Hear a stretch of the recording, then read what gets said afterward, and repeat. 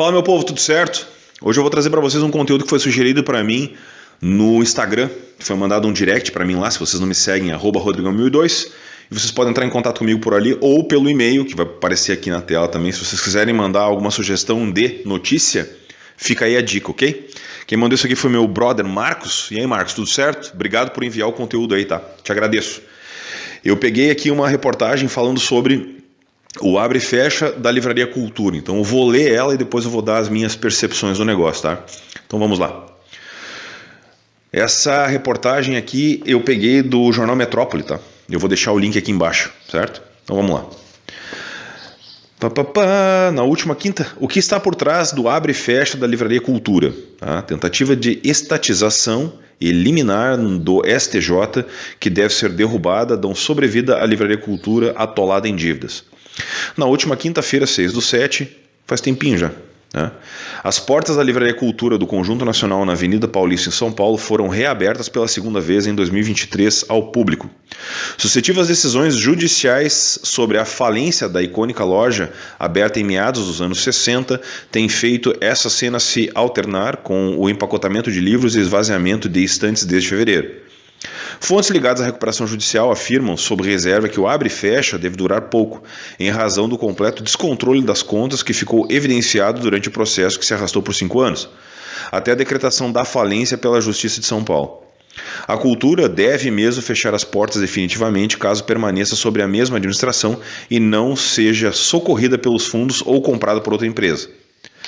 A liminar que dá sobrevida à livraria foi proferida pelo ministro Raul Araújo, do Superior Tribunal de Justiça. O magistrado se apegou a uma inadimplência de 2 milhões da livraria com o Banco do Brasil para interferir que o montante não parece revelar gravidade, suficiente para inviabilizar a recuperação da empresa. O ministro também levou em consideração as relevâncias da função social da cultura ao suspender a decretação de falência. A decisão foi tomada no mesmo dia em que Araújo abriu divergência no Tribunal Superior Eleitoral e votou pela absolvição de Jair Bolsonaro no julgamento que acabou condenando o ex-presidente à cassação dos direitos políticos. Vamos abrir um parênteses, né? O que uma coisa tem a ver com a outra, né? É a mídia sendo a mídia, né? Meu Deus do céu. Entre advogados ligados ao caso da cultura, circula a piada segundo a qual o ministro agradou somente a um petista naquele dia, o ex-deputado Vicente Câmara, que representou a livraria no pedido do STJ para desfazer a falência. Tudo é militância política, né? Vocês viram que... Só abrir um parênteses, né? Vocês viram que a reportagem aqui voou da cultura para cair lá no colo do Bolsonaro, como se uma coisa tivesse a ver com outra, né? Tem nada a ver uma coisa com a outra, né? Bom... Omissão de documentos. Para além do deboche nos bastidores, há entre credores e magistrados ligados ao caso descrença sobre a manutenção da decisão. A dívida da cultura chega perto dos 300 milhões. Meu Deus! Desde 2018 foram pagos 12 milhões a credores. Há inclusive dificuldade de reunir documentos contábeis aptos a possibilitar um raio-x completo sobre as finanças da loja. A administradora judicial designados pela Justiça para conduzir a recuperação, funcionários têm entregado pouco ou quase nada em documentos. O e-mail obtido pelo Metrópolis, junto ao escritório de advocacia Álvares e Marçal, que deixou a administração judicial em razão do atraso em honorários, evidencia o descontrole. Abre aspas. Nesse momento, o quadro de profissionais da Livraria Cultura está desfalcado de profissionais nas áreas contábil, financeira e fiscal. E em virtude da nossa situação de caixa, não estamos conseguindo contratar para repor a perda dos profissionais que tivemos nos últimos meses, escreveu um funcionário do setor contábil da cultura em 2022, a administradora judicial. Na mesma mensagem, ele pede uma nova data para enviar os dados da empresa. Nos e-mails seguintes, a administradora judicial continuou questionando sobre o pagamento das dívidas. Um dos mais duros credores da cultura é o dono do imóvel ocupado pela empresa no Conjunto Nacional. Advogados da empresa Bombonieres Ribeirão afirmaram que a livraria deve 38 milhões em aluguéis. Ao ministro Raul Araújo, eles pediram para que não aceitasse o pedido da cultura. Conforme se depreende a análise do petitório, resta clarividência a busca de infundir um clamor social para que a falida continue a utilizar o imóvel da impugnante a título gratuito, disseram os proprietários, que se dizem à beira de colapso financeiro. Bom, devendo 38 milhões, eu acredito. Criadores e agentes ligados à recuperação judicial afirmam ao Metrópole que a família Harris, dona da cultura, até fez aportes em dinheiro na livraria durante o período, mas aparenta contar com a comoção social provocada por um possível fechamento da loja para mantê-la aberta, mesmo quando é liberada a inadimplência de suas contas. Deixa eu ver uma coisa aqui. Vou pular uma parte aqui que fala de novo de política. O texto já é absurdo. Aqui. A falência da Livraria Cultura foi decretada pelo juiz Ralfo Aldo de Barros Monteiro Filho, fisiculturista. Ele... Meu Deus do céu. Ele proferiu uma decisão pesada. Disse que o comportamento da empresa beira o descaso para com o procedimento recuperacional. Está muito evidente que as devedoras não estão empregando os esforços para o seu soergimento. Ele lembrou o histórico que piorou as contas da cultura, como a aquisição da FENAC, quando a concorrente estava quebrando. A decisão foi tomada em 9 de fevereiro. No dia seguinte, editoras foram ao local para empacotar seus livros e deixar o Conjunto Nacional. Em uma visita ao estabelecimento, o administrador judicial Orestes Laspro, que substituiu a Álvares e Marçal, contabilizou 105 mil livros. Repetindo, o estoque são 105 mil livros na Livraria Cultura, a serem eventualmente retirados da loja. O esvaziamento completo não chegou a acontecer, apesar do estabelecimento ter fechado as portas por um tempo, até sair a decisão do ministro STJ que deu sobrevivência à loja. Em seus recursos contra a falência, a Cultura tem afirmado que encontrou a receita de um enorme sucesso na constituição de um hub, termo usado para definir as agregações de diversas marcas e empresas dentro de um mesmo espaço, ocupado por 12 editoras sublocatárias do imóvel no Conjunto Nacional. Os espaços estão alugados até 2024 e, segundo a Cultura, fizeram o faturamento bruto aumentar em 35% em maio desse ano, em relação a janeiro, saltando de 1,5 milhão para 2,1 milhões mensais. Segundo os advogados da Cultura, o fechamento das unidades arrasaria com a mesma chance de reerguer a empresa e de ela quitar as dívidas com os credores, porque pode provocar o rompimento dos contratos com das editoras que alugaram os espaços internos da loja. Bom, a Livraria Cultura talvez seja um dos maiores exponenciais, tá? Ela, a Saraiva e tantas outras, né? Que entraram numa derrocata em função da internet. Ponto. Elas não souberam se adaptar a esse sistema, não criaram venda online, não acreditavam na venda online. E se vocês forem olhar hoje os números deles, eu acho que é basicamente isso aí, né? A Cultura era uma situação muito específica, onde a maioria da elite sentava para tomar, né, fazer os seus cafés, né, e lerem os livros, né, o pessoal da alta cultura, de São Paulo pelo menos, outras informações que eu li, outros sites, falava muito sobre isso, né? Sobre a cultura ser um point de encontro de pessoas de alto garbo, vamos dizer assim. E eles... O que é a Livraria Cultura? Ela vende livros, ponto. Se ela não vende livros, ou ela então não criou um hub, que nem o caso ali, que é uma excelente ideia, na verdade, né? Sublocar os espaços internos das livrarias para venda direta das editoras ao público, e isso corta, consequentemente, é como se fosse tu cortasse o intermediário de acesso ao público, né? Todas as despesas que tu tens para vender para o consumidor final, a única coisa que fica é o aluguel. Então, por exemplo, vamos imaginar que uma Record da vida ou uma Arqueiro da vida queira chegar diretamente para o seu público, eles podem pegar o espaço da Livraria Cultura e vender ali diversos para o público, cortando os intermediários para os livros chegarem mais barato. Isso funciona? Boa pergunta, não sei se vai funcionar. As dívidas são valores astronômicos, 300 milhões não é qualquer um que consegue pagar, né? Ainda mais num mundo que a gente está vivendo hoje, onde as pessoas leem muito pouco. Fazem muito unboxing nos canais de YouTube e leem muito pouco, né? Mas enfim, o Marcos comentou comigo ainda que seria o fim da cultura, né? A falta de cultura do povo brasileiro, a não acessar essas lojas. Eu concordo com ressalvas, Marcos, porque se a gente for analisar de um modo geral a forma como as livrarias tomaram, sabe, elas se deslocaram do público pela facilidade que o público tem hoje de ter acesso à internet, ter acesso a outras coisas, sabe? Então, a não ser que tu tenha um produto, que tu crie um produto, que seja uma indústria, por exemplo, tu consiga chegar no teu consumidor através, vamos lá, eu trabalho com alimento, por exemplo. A probabilidade de eu criar uma venda online que ela seja mais efetiva do que o mercado é muito ínfima. Por quê? Porque o meu produto ele tem uma certa validade, ele tem uma certa situação e a gente tem um acesso, uma entrega rápida nas lojas e, consequentemente, ele vai chegar rápido nos mercados. Logo, faz com que o consumidor tenha um acesso ali no supermercado, porque a venda de supermercado eu não consigo enxergar ela terminando, sabe? Pelo menos não numa geração próxima, sabe? Porque tu precisa daquele espaço, porque são muitas coisas que tu precisa comprar.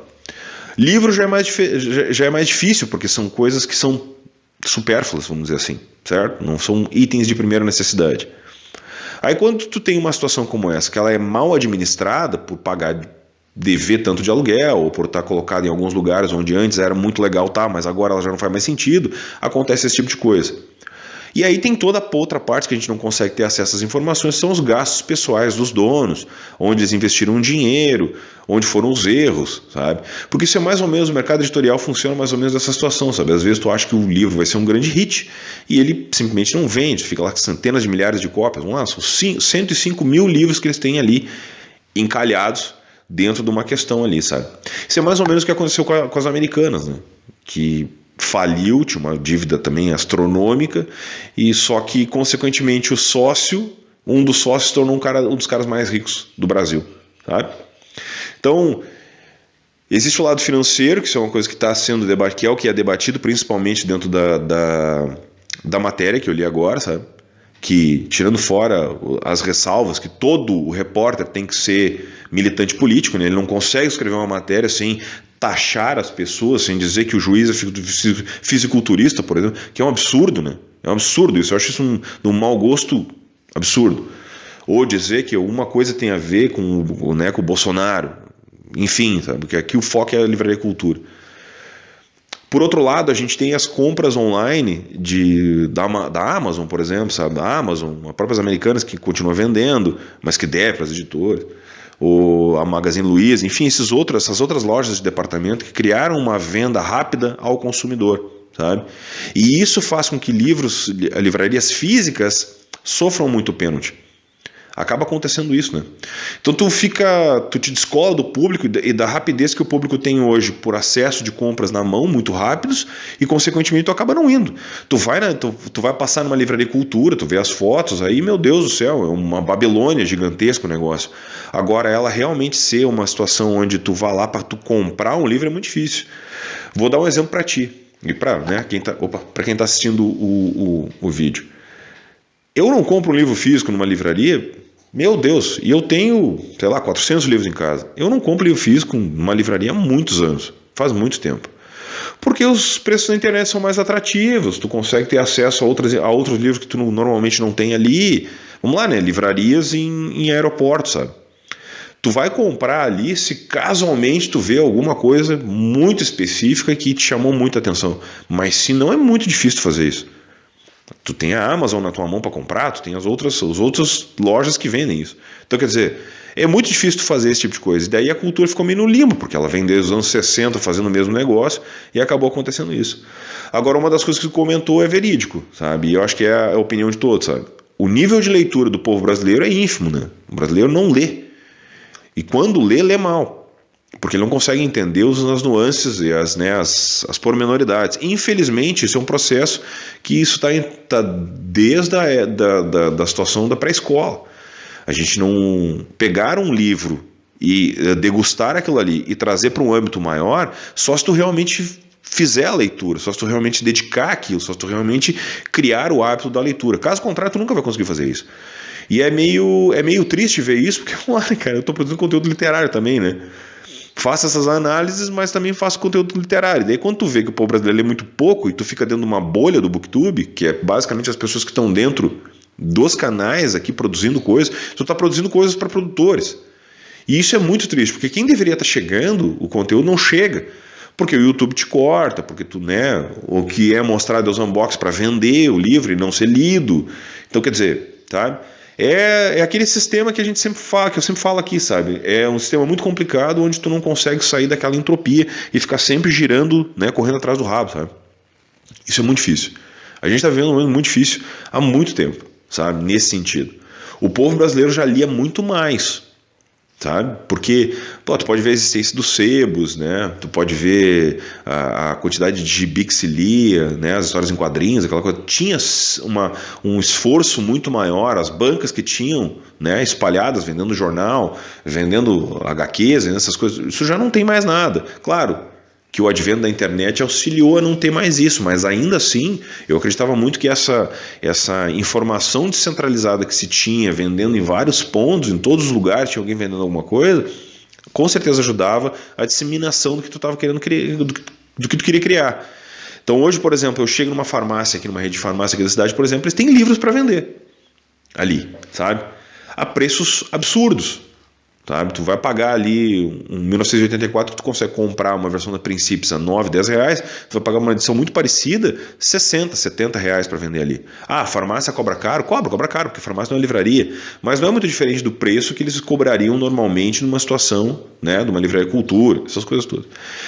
Então eu acho que é um assunto muito mais profundo, onde tu fica naquela análise meio superficial, sabe? Do que vem primeiro, sabe? É a falta de vontade do brasileiro de ler, ou é a ganância e a alta cobrança de valores em função e torna inacessível para a grande maioria do público, deixando numa minoria que não gasta, que fica ali tomando café e só falando efemeridades, né, e se retroalimentando na sua imbecilidade intelectual. São essas coisas, sabe? Então fica a reflexão. Eu tenho para mim que a cultura, a livraria cultura, ela não soube seguir, pelo tamanho do conglomerado que é, ela não soube seguir os seus passos. Ela tinha domínio do mercado e acabou ficando para trás, não sabendo dar o passo a mais para conseguir atingir o seu público, né? Pelo menos chegar no público que já comprava dela, com uma boa plataforma, sabe? Umas coisas que tu conseguisse chegar até o seu público. É uma pena ver uma livraria desse tamanho fechar, assim como também foi com a Saraiva, sabe? Que teve grandes problemas aí. Eu acho que até já fechou, eu nem te confesso que parei de pesquisar a situação da Saraiva. Mas tem que se pensar que é o seguinte, ó, se surgiu outras alternativas para se chegar no público com um material literário, que seria a venda online, tanto de plataformas de sebo, como é o estante virtual, como a Amazon ou outras lojas que vendem esses produtos, certo? Então, no fim das contas, o acesso para as pessoas hoje é muito melhor do que ficar na mão de uma cultura, de uma livraria cultura. É uma pena que ela esteja fechando, obviamente, porque são empregos, né, querendo ou não, uma receita que se gera, mas se ela está nesse nível, é muito melhor que um grupo de investidor compre ela então e revolucione ela, como aconteceu com diversos mercados aí, por exemplo, que foram comprados por N reis. O Walmart no Brasil foi comprado pelo Carrefour, por exemplo, e está revolucionando as lojas. Então, quer dizer, às vezes é melhor que um terceiro venha, um fundo investidor venha, compre, remodele, recrie o negócio e tire da mão de quem não está sabendo tocar o negócio e crie novas oportunidades de empregos, novas situações. Penso assim, pelo menos. E aqui, em contrapartida, a gente fica tentando produzir algum conteúdo literário para o pessoal continuar, ou pelo menos começar ali e pegar gosto, certo? Te agradeço e agradeço a vocês que assistiram o vídeo, agradeço ao Marcos por ter mandado esse conteúdo, muito obrigado, de verdade, e a gente segue, certo? Forte abraço a todos, muito obrigado, até o próximo.